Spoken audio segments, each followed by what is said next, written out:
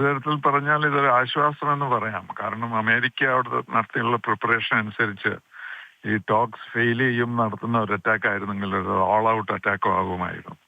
ഇപ്പൊ ചർച്ചകൾ അവസാനിച്ചിട്ടില്ല, ഇപ്പോഴും നടക്കുകയാണ്. അപ്പൊ America is still engaged with Iran. ആ സമയത്ത് ഇസ്രയേലിന് അവരുടെ തന്നെ പ്രോബ്ലംസ് ഉണ്ടല്ലോ ഇറാനുമായിട്ട്. അപ്പോൾ ഒരു വാർണിംഗ് ഷോട്ട് എന്നുള്ള തരത്തിലാണ് ഇസ്രയേൽ അറ്റാക്ക് ചെയ്തിരിക്കുന്നതാണ് ഞാൻ മനസ്സിലാക്കുന്നത്. ഓൾ ഔട്ട് അറ്റാക്ക് ആണെങ്കിൽ അമേരിക്ക തന്നെ മുന്നിലേക്ക് വന്നേനെയാണ്. അപ്പോൾ ഈ ടോക്സിന് കുറച്ചും കൂടെ സീരിയസ്നെസ് കിട്ടാൻ വേണ്ടി, ഒരു ഭയപ്പെടുത്താൻ വേണ്ടിയിട്ടാണ് ഇസ്രയേൽ ആക്രമിച്ചിരിക്കുന്നതെന്നാണ് എനിക്ക് തോന്നുന്നത്.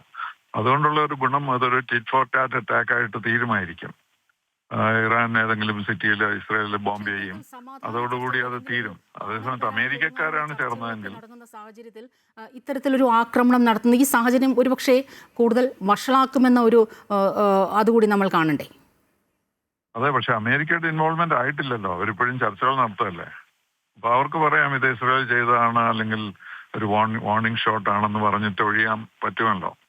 പക്ഷെ ഇതൊന്നും കൺട്രോൾ ചെയ്യാൻ പറ്റിയ കാര്യങ്ങളല്ല. ഒരിക്കൽ യുദ്ധം തുടങ്ങിക്കഴിഞ്ഞാൽ പിന്നെ എവിടെയും പോകാം. പക്ഷെ എനിക്ക് തോന്നുന്നത് അമേരിക്ക നേരിട്ട് അറ്റാക്ക് ചെയ്തില്ല എന്നുള്ളത് കുറച്ചൊരു റിലീഫുണ്ട് അക്കാര്യത്തിൽ. അപ്പോൾ അതൊരു ടിറ്റ് ഫോർ ടാറ്റ് ബോംബിങ്ങോടുകൂടി തീരും എന്ന് പ്രതീക്ഷിക്കാം. അപ്പൊ ചർച്ചകൾ തുടരുകയുമാണല്ലോ.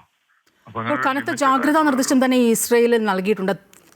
തീർച്ചയായും ഇതിനൊരു തിരിച്ചടി ഉണ്ടാകുമെന്ന് അവർ പ്രതീക്ഷിക്കുകയും ചെയ്യുന്നുണ്ട്. അപ്പോൾ സ്വാഭാവികമായും ഇത് ഒന്നുകൂടി വഷളാകുകയോ അല്ലെങ്കിൽ ഒരു തിരിച്ചടി ഉണ്ടായാൽ ഇസ്രയേൽ അതേ നാണയത്തിൽ അല്ലെങ്കിൽ അതിൻ്റെ ഇരട്ടിയായി തന്നെ വീണ്ടും തിരിച്ചടിക്കുമെന്ന് നമുക്ക് ഉറപ്പാണ്. അമേരിക്കയുടെ ഒരു ഇടപെടൽ സ്വാഭാവികമായും ഈ ഒരു ഇഷ്യൂയിലേക്ക് വരികയും ചെയ്യും. അമേരിക്ക ഇടപെടേണ്ടെന്ന് തീരുമാനിച്ചിരിക്കുന്നതാണെന്നാണ് ഇപ്പൊ നമുക്ക് ഇതിൽ നിന്ന് മനസ്സിലാക്കാൻ കഴിയുന്നത്. അമേരിക്കയ്ക്ക് അറ്റാക്ക് ചെയ്യണമെങ്കിൽ അവർ തയ്യാറായിരിക്കല്ലേ മുഴുവനായിട്ടും. പക്ഷേ ആ നെഗോസിയേഷൻസിൽ എന്തെങ്കിലും നേടിയെടുക്കാൻ കഴിയുമോ എന്ന് നോക്കുക. അതേസമയം തന്നെ ഭയപ്പെടുത്തുക, ഞങ്ങൾ സീരിയസ് ആണ് എന്ന് പറഞ്ഞ്. അപ്പോൾ ഇസ്രായേലിന് തീർച്ചയായിട്ടും തിരിച്ചൊരു അറ്റാക്ക് കിട്ടും. പക്ഷെ അതോടുകൂടി അത് അവസാനിക്കും.